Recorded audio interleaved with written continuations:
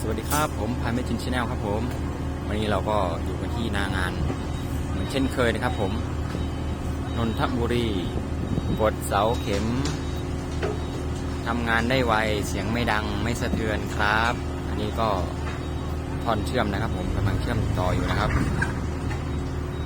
หน้างานก็เริ่มรื้อไปเรื่อยนะครับผมสวัสดีโชคดีครับ